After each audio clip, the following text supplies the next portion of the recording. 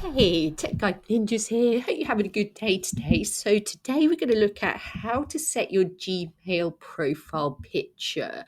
So to start with, open up your Gmail account and you can see I'm in one that hasn't got a profile picture yet. So I'm going to set one, so follow along with me. So click onto that profile picture, then you're going to click on the little camera icon and you should see the words change profile picture. So I'm going to click on that and it gives you a few different options.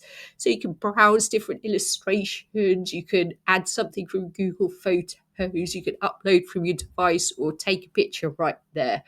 So I'm going to click on upload from device, click on my little logo, and it's uploading that.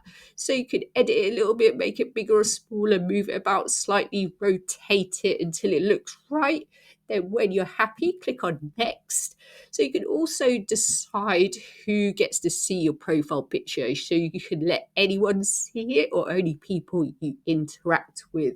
When you've chosen that, click on done and then click on save as profile picture when you are happy. So it's saving my profile picture, and that is it for today. I hope that was helpful. Please like the video and subscribe to the channel, and I will see you soon.